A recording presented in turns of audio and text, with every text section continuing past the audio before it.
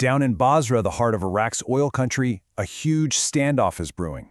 You've got a really powerful governor on one side and the central government on the other, and it's pushing things to a breaking point.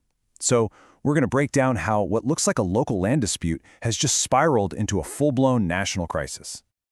It all kicks off with this pretty shocking scene, right? Bulldozers just tearing down homes in what is by far Iraq's wealthiest city.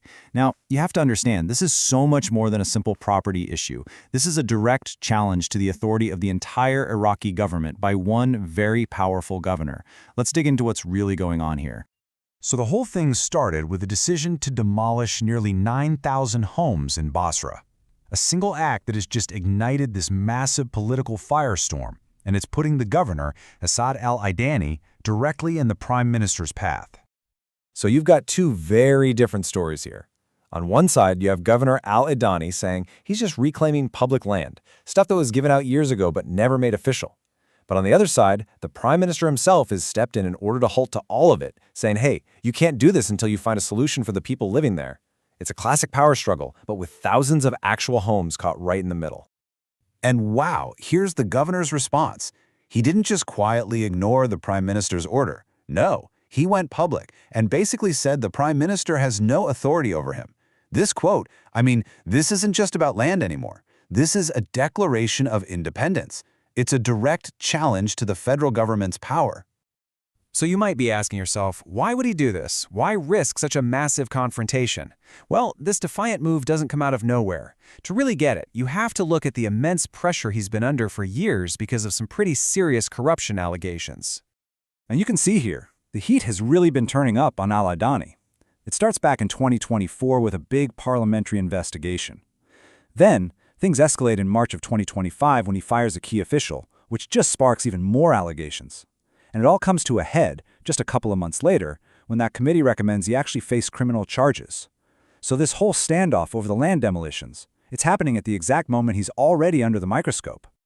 And we're not talking about small stuff here. These are formal charges from Parliament. The inquiry has accused al-Idani and his team of everything from mismanaging public money to, get this, intentionally harming the province's economy. These are serious, serious crimes, and they add a whole new layer of desperation to his defiance of the central government. Okay, so you have the federal government closing in, but that's only half the story. The pressure isn't just coming from the top down. On the streets of Basra, public anger against this governor has been absolutely boiling over for years. People have been out on the streets demanding he resign for a long time. They're furious about the basics, no clean water, no reliable electricity. But it goes deeper. They're accusing him of putting the interests of militias first and, most disturbing of all, of suppressing anyone who speaks out, with some even calling for investigations into the assassination of activists. To give you a real sense of how unpopular this guy is, back in 2020, he was actually nominated for prime minister. But the public opposition was so fierce, with massive protests, that he was forced to withdraw. For so many people in Basra, he's not a leader. He's the face of a corrupt system they're desperate to get rid of. And this, right here, is the real heart of the problem in Basra. It's this crazy resource paradox. You have one of the wealthiest regions in the entire country, but its people are living with crumbling infrastructure and public services that are just completely failing. 70%. Just let that number sink in for a second. 70% of all of Iraq's oil comes from this one province. Basra is literally the economic engine of the entire country. And it's not just what's under the ground. Basra is also home to Iraq's only deep-water port. That makes it the single gateway for almost all of the country's oil exports to the rest of the world. You control Basra, you control Iraq's economic lifeline. Period. So you'd think with all that wealth, all that oil money flowing through, that jobs would be everywhere, right?